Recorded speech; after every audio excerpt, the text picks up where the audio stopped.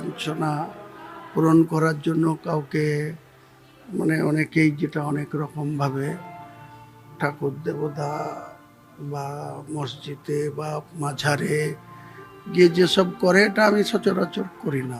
সাহেব, তৃণমূল তো বলছে মুর্শিদাবাদে নাকি 22টায় ওরা জিতবে। আপনার কি প্রেডিকশন? আপনার এক্সিট পোল কি বলছে? আমার এক্সিট পোল আমি এইটুকু বলতে পারি, তৃণমূল গোটা রাজ্যের একটা শাসক দল, যারা 2021-এর 2রা মে 213টা জিতেছিল 292-এর মধ্যে, কারণ দুটোর রেজাল্ট হয়নি। এই মুর্শিদাবাদের শামশেরগঞ্জ আর জঙ্গিপুর পেন্ডিং ছিল, ভোটই হয়নি। তো 292-এর মধ্যে 213 যারা জিতেছিল, পরবর্তীকালে ওই দুটো সিট জিতে 215। তারপরে বিজেপি 77 মধ্যে তাদের দুটো এমপি জিতেছিল, রিজাইন করে 75। তাদের 10টা সিটকে যেভাবে মমতা ব্যানার্জির কোনো প্রয়োজন ছিল না, অথচ বিজেপিকে যেভাবে ক্ষমতার দম্ভে যেভাবে বিজেপিকে ভাঙিয়েছিল, এবার নিজের ঘর কি করে আটকাবে, নিজের দলের লোকদেরকে কি করে আটকাবে, সেটা নিয়ে আমার মনে হয় বেশি চিন্তিত মমতা ব্যানার্জি। আপনি কি দুটো জিতবেন না কোথাও অন্য কিছু হয়ে যেতে পারে? আমি দুটোই জিতবো, 110% বাজি রাখছি আপনার কাছে যে, এবং মার্জিন দুটোই 50,000-এর উপরে থাকবে। এত কনফিডেন্স কি করে? কনফিডেন্ট, মানুষ আমাদের সঙ্গে আছে। মানুষ গত 1 মাসে যেভাবে মানুষ আমাদের পাশে থেকেছে, যেখানে গেছি যেখানে মানুষ আমাদের সঙ্গ দিয়েছে, সেখান থেকে আমার ওভার কনফিডেন্স যে আমি দুটোতেই জিতছি।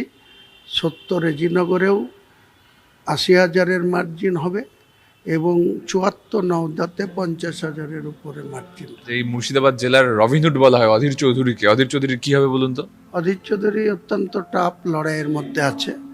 আমাকে যদি বলেন প্রেডিকশন করতে, তাহলে দাদার খারাপ লাগলেও আমি আজকের দিনে যে প্রেডিকশন, আপনাকে এখনো আর 24 ঘন্টাও সময় নেই, কারণ কালকে সকাল 10টার মধ্যেই 8টার মধ্যে ইডি ভোট শুরু হবে, তারপরে 9টার মধ্যে মূল যে ইভিএম মেশিন খোলা হবে। তার মানে 10:30 11টার মধ্যে মানে কি ট্রেন্ড সেটা সবার কাছে চলে আসবে।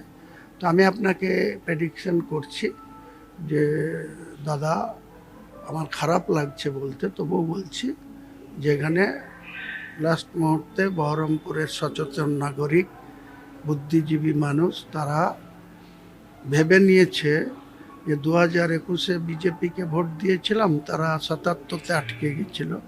এবার তাদের বহরমপুরের মানুষের ধারণা যে বিজেপি যেভাবেই হোক ক্ষমতায় চলে আসতে পারে, এই ধরনের তাদের একটা ধারণা। সেই ধারণা থেকে অধীরদাকেও তারা ভালো করে চিনল না, বা অধীরদা যে 5বারের সাংসদ আর 3.5 বছরের নবগ্রামের 96 থেকে 99 এমএলএ প্রথম, তারপরে 5বারের সাংসদ। 2024-এও অধীরদা বহরমপুরের আগেই ছিল, কিছুটা ভোটেও বিজেপির সেকেন্ড ছিল ডক্টর নির্মল সাহা, অধীরদা 7,000 ভোটে আগেই ছিল।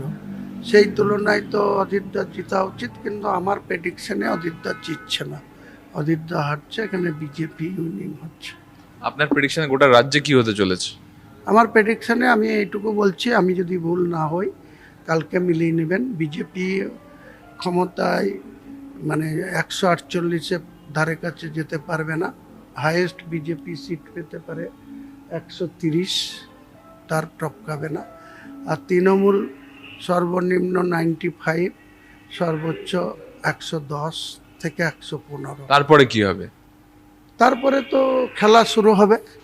আর এত শর্ট টাইমে সরকারের শপথ নেওয়াটা খুব টাফ হয়ে যাবে, কারণ গভর্নরের কাছে 6 তারিখের মধ্যে 148-এর তালিকা কোনো রাজনৈতিক দল দিতে পারবে কিনা, এটা একটা সংকট তৈরি হবে, যেটা গভর্নরকে হয়তো সুপারিশও করতে হতে পারে যে 1 মাসের জন্য হলেও বিধানসভা জি রেখে রাষ্ট্রপতি শাসন হবে। আমার মনে হচ্ছে যে আগামীকাল গণনা কেন্দ্রে কোনো একটা অশান্তি তৈরি করার চেষ্টা হবে, যখন দেখবে তারা হারছে, যাতে গোটা বিষয়টাকে ডিলে করা যায়, আর দেরি করা যায়, বিলম্ব করা যায়, এবং সেই সুযোগে ব্যাপারটা যাতে বিচার প্রক্রিয়ার অন্তর্ভুক্ত করে দেওয়া যায়। এটা একটা চালাকি আগামীকাল এরা করতে পারে।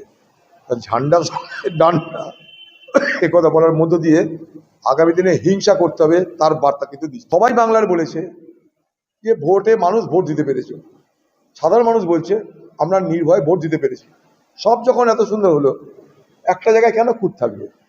যদি খুঁত থাকলেও দুদিন গণনা দেরি করে দাও, তার মধ্যে করি দাও, তাহলে আগামীকাল তো ফলাফল ঘোষণা হবে না হিসাবে। তাহলে গণনা করার মানে কি হলো? যে হারি জিতি যা হবে হয়, মানুষ ভোট দিয়েছে ভেবে কি করবো? আমি তো বেশি ভেবে ভোটের ফলাফল আমি নির্ধারণ করতে পারবো না। খামাখা বেশি ভেবে না ঘুমিয়ে না খেয়ে লাভ কি আছে?